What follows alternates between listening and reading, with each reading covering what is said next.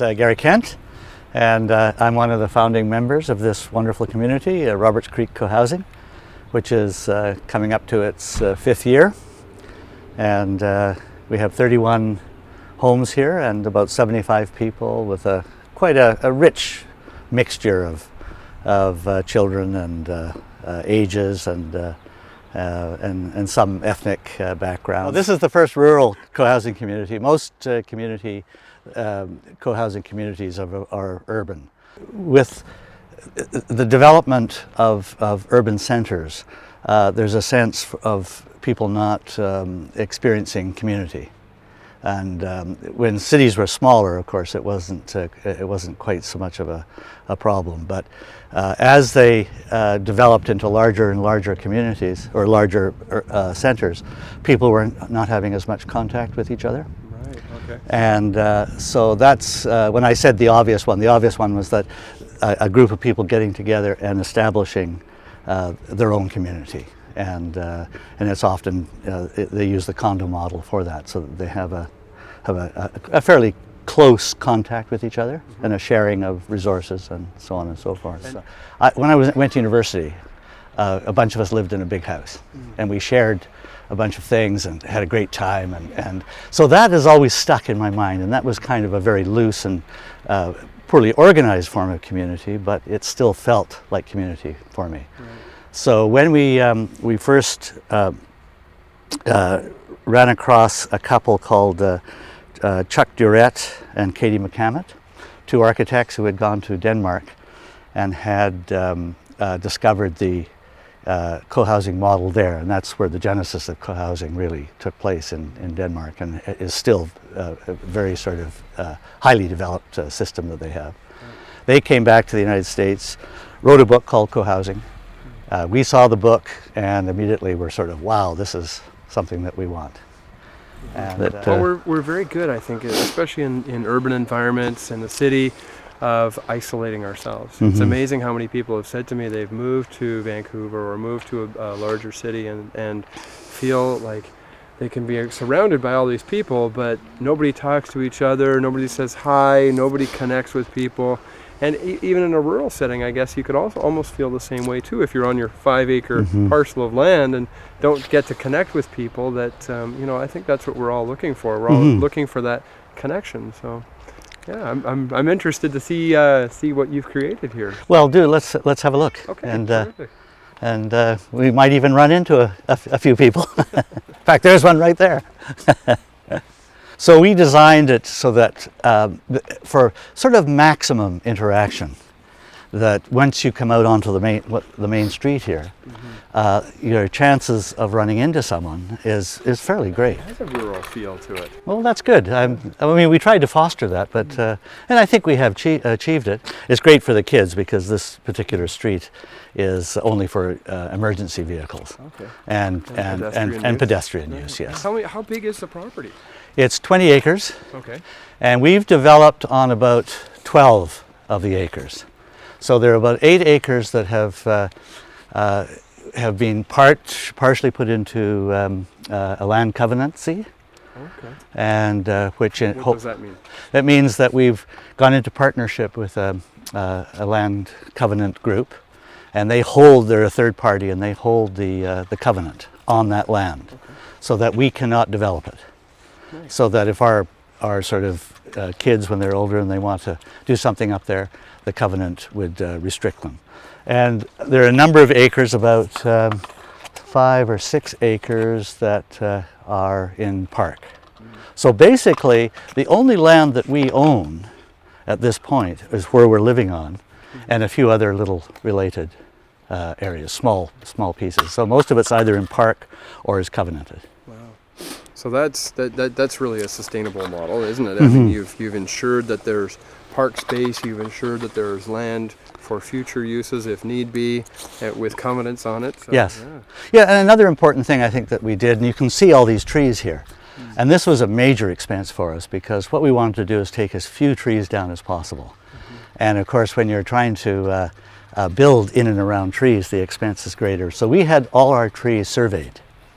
Every single tree had a ribbon on it with a number, a corresponding number, and then on a site plan all these trees were sited. And so when the architects and the landscape designers came in, they had to site the houses in such a way that the trees weren't too sort of affected, although they have been in a certain way, because just by development it affects the cedars. But typical developers will come and just tear it all down, which is very sad, and sometimes they have no recourse. I mean, they take it all down because it's so expensive for people to build, and we found that out. There are many see, we wanted to do affordability here. That was one of our main ideas, was to make this as affordable as possible. So we had to balance affordability and the green concept. And so we attempted as much as we could to incorporate green values into our community. So we're standing in front of the communal house? Yes. And what is the purpose of the communal house? What do you guys... In many ways, this is kind of the focus of cohousing. Without the community house, or the common house as we call it, cohousing would be a different model entirely. This kind of represents an extension of our homes. So one of the things we did is we built the homes quite small. The largest is about 1,500 square feet. The 4-bedroom is 1,500 square feet, compared to the median size of Canadian homes, which is about 2,100 square feet. So we chose smaller. They are small, and consequently, the common house provides an opportunity to extend the services of what you'd find in your own home. So we have a guest suite that we all can use part of the year for friends and relatives. We have a dining room, a very large dining room and a kitchen, and we share quite a number of meals together. There's one tonight, for example, that you guys could have come to if you were going to be around here. And we have about 2 meals. We might be. Yeah, it would be great. It'd be great if you could. We have about 2 meals a week, and we have different cooking teams. Okay. And so, for example, I cook the first Thursday of every month, and I have on my team a teenage boy and a couple of other guys, and a guy that doesn't even live here actually is on our team. And we cook meals for between 20 and 50 people every time. And it's a great thing for the families and people who live alone who don't want to cook for themselves, and commuters, because there are quite a number of commuters here, so when they come back from Vancouver, they get to come and have a meal here. We have an office with computer in it. Some people have chosen not to have computers in their homes, and so they use the computer here. Same with laundry. Some people have chosen not to have laundry in their home, so they can use this laundry here. There's no charge for that. We also have a woodworking shop, which is mostly my equipment, and so there are many things that are built for the common house in the woodworking shop, and other members come and use the equipment as long as we sort of. There are 2 of us who are called the woodshop gurus. Now there are various other things in here. We have a kind of a TV room, so if people, there again, some people don't have TV, so we get to watch the hockey games on a big screen in there. Well, it looks like it's well used. I mean, it is very well used. Multi-use facility, and I see that there are a large number of people in there right now. Yes, there are a number of women involved with a charity that they make angels, and the money goes to impoverished areas of Africa. Wow, this is great. I could really build some stuff in here. Yeah, well, I have one of the homeschool boys. He comes up here. Well, 2 of them actually come up every Monday. So yesterday we made something like this, or Matt did. Now, what would you use this for? Cookies.